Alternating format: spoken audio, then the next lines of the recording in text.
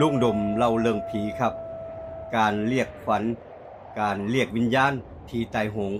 การสอนขวัญณจุดที่เกิดอุบัติเหตุเรื่องนี้เป็นเรื่องจริงที่คนเฒ่าคนแก่คนอีสานเราสืบสานกันมาต่อกันมาเกี่ยวกับการสอนขวัญเรียกวิญญาณของผู้ที่ตายโหงนั่นเองคือคนที่เสียชีวิตแบบกระทันหันเสียชีวิตณจุดเกิดเหตุโดยที่บ่ได้ตั้งโตวตายโดยที่บ่ได้ล่าผู้ใดบางคนตายหม้องนี้ตายจากเกิดอุบัติเหตุทันทีบางรายไปตายอยู่โรงพยาบาลบางคนมาจากที่อื่นมาโดนฆ่ามาโดนฟันตายอยู่หม้องนี้แบบนี้พื้นที่แบบนี้คนโบราณเพิ่นว่าดวงวิญญาณบ่หลุดพ้นไปไสยังคงวนเวียนจ้องเว้นจ้องกรรมอยู่หม้องนี้และอาจกลายเป็นผีบ่มีญาติความเหี้ยนจึงเกิดขึ้นหม้องนี้ผู้เฒ่าผู้แก่ในหมู่บ้านหลายคนที่เป็นญาติพี่น้องเพิ่นร่วมกันกับหมอผีหมอถ้ำหมอจำนั่นแหละครับเตรียมของที่มาเอิ้นขวัญมาสอนขวัญมีดอกไม้ธูปเทียนหมากพลูเพื่อไปเฮ็ดพิธีอัญเชิญเรียกขวัญเรียกวิญญาณให้กลับไปสู่มรรตภูมิที่ดีไปสู่ภพภูมิที่ดีไปเกิดใหม่บ่ให้หลงผิดบ่ให้ติดบ่ให้เฮี้ยนบ่ให้มาหลอกหลอนผู้คนที่สัญจรไปมาเกิดขึ้นแบบนี้อยู่หม้องนี้ผู้ใดผ่านไปผ่านมายามค่ำคืนเขาก็ย้านกันเรื่องราวเกิดขึ้นอยู่แบบนี้ครับบนเส้นทางเส้นหนึ่งเป็นถนนโค้งเพียงเล็กน้อยบ่แม่นโค้งอันตรายแต่กลับเกิดอุบัติเหตุซ้ำแล้วซ้ำเล่าตรงโค้งหม้องนั่นล่ะครับมีบ้านร้างหลังหนึ่งตั้งอยู่ใกล้ๆกันนั่นแหละครับกับทางโค้งและหน้าบ้านร้างหลังนั้นมีเสาไฟฟ้าต้นหนึ่งที่รถมักแล่นเข้าไปชนแล้วมีคนเสียชีวิตอยู่ตรงนั้นครั้งแล้วครั้งเล่าไทบ้านเริ่มเว้ากันว่าเริ่มย่านเริ่มระแวงเริ่มบ่กล้าผ่านหม้องนั้นยิ่งเวลากลางคืนบ่มีผู้ใดอยากมองไปบ้านร้างหลังนั้นทุกครั้งที่มีคนตายญาติพี่น้องของคนตายนั่นแหละครับเพิ่นสิอัญเชิญหรือว่าเรียกขวัญมาสอนขวัญเรียกขวัญเรียกวิญญาณทำพิธีส่งผู้ตายให้ไปสู่ภพภูมิที่ดีแต่บางศพเรียกเท่าใดก็บ่ยอมไปเป็นแบบใดล่ะครับถึงบ่ไปคนเฒ่าคนแก่เริ่มเว้ากันเสียงเดียวกันว่ามันอาจเป็นตัวตายตัวแทนก็ได้คือมีคนหนึ่งตายแล้วต้องมีอีกคนหนึ่งมาตายแทนวนเวียนอยู่บ่รู้จบมีอยู่ศพหนึ่งที่ตายโหงหม้องนี้ล่ะถูกเล่าขานกันว่าเฮี้ยนคักเรียกขวัญเท่าใดสอนขวัญเท่าใดก็บ่ยอมไปเฮ็ดพิธีสารพัดเฮ็ดแต่ก็บ่ไปเหมือนกับว่ายังคงยึดติดจ้องเวรจ้องกรรมแบบไปบ่สงบตายบ่สงบนั่นเองถึงขั้นว่าไปเฮ็ดพิธีเอาหมอถ้ำหมอจำหมอผีมาอัญเชิญทุกคนมาย่านกันกลัวกันบ่ว่าสิเป็นหมอถ้ำหมอผีหมอจำย่านกันและในที่สุดเรื่องนี้ก็ไปถึงหูหมอถ้ำผู้มีญาณแก่กล้าผู้ที่คนในละแวกนั้นนับถือหมอถ้ำท่านนี้ท่านเดินทางมาด้วยตนเองมาเฮ็ดพิธีใหญ่ให้กับไทบ้านอยู่หม้องนั้นอยู่บ้านร้างหลังนั้นละอัญเชิญวิญญาณผูกขวัญสอนขวัญเปิดทางส่งวิญญาณออกจากพื้นที่โดยเร็ว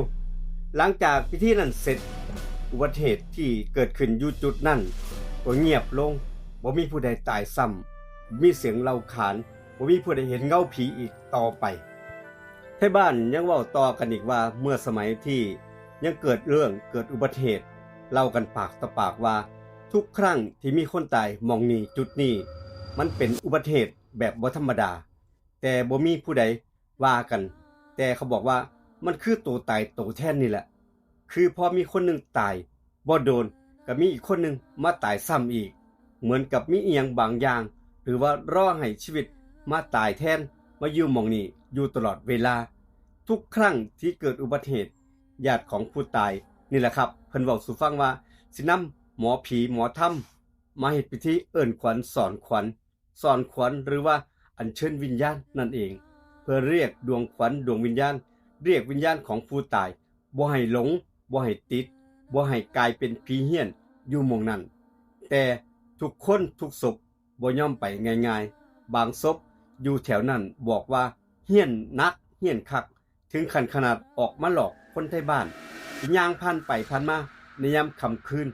บางคนเห็นเป็นลิงตัวบักใหญ่กระโดดข้ามถนนแล้วก็หายไปต่อหน้าต่อตาบางคนเห็นเป็นนกตัวใหญ่ๆนกแบบผิดธรรมชาติบินวนอยู่บ้านร่างหลังนั้น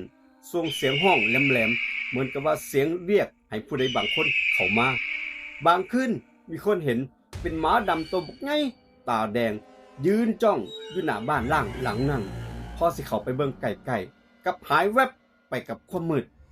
เกิดเหตุแบบนี้ไทบ้านเชื่อกันว่าวิญญาณบางดวง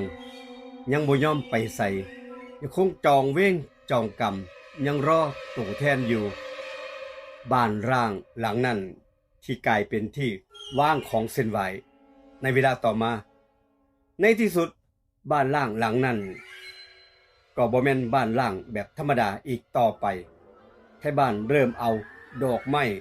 ธูปเทียนหมากพลูน้ำหวานไปวางไว้หน้าบ้านหลังนั้นบ่แม่นว่าไปวางไว้เพราะว่าความศรัทธาแต่ย่านหลายย่านว่าถ้าบ่ไหว้บ่ยอมบอกกล่าวสิเกิดอุบัติเหตุซ้ำแล้วซ้ำอีกอยู่จุดนี้สิมีคนตายเพิ่มจนถึงทุกมื้อนี้ครับเวลาผ่านไปนานแสนนานบ้านหลังนี้ก็ยังคงตั้งอยู่บ่มีผู้ใดลื้อถอนไปไสยังมีร่องรอยของการไหว้อยู่แบบนี้มีการขอขมามาวางของเส้นไหว้เป็นระยะเหมือนกับว่าเป็นการขอทางขอให้ทุกสิ่งทุกอย่างผ่านอย่างปลอดภัยเรื่องนี้ลุงดม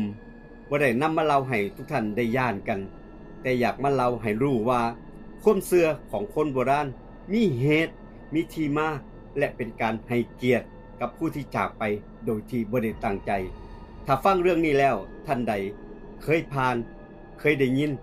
เคยรู้จักเคยรู้สึกแบบบ่สบายใจกับสถานที่แบบนี้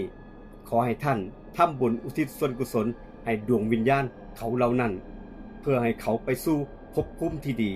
และเพื่อความสบายใจของผู้ที่ยังมีชีวิตอยู่คนที่เคยเจอเหตุการณ์แบบนี้ปักคอมเมนต์เรื่องราวมาเล่าสู่กันฟังขอบคุณอีกครั้งหนึ่งกับห้องบันทึกเสียงรถทัวร์เรคคอร์ดเราโดยลุงดมเล่าเรื่องผีลาทุกท่านไปก่อนเจอกันคลิปหน้า EP หน้าครับคุณผู้ฟังคลิปนี้ไปก่อนสวัสดีครับ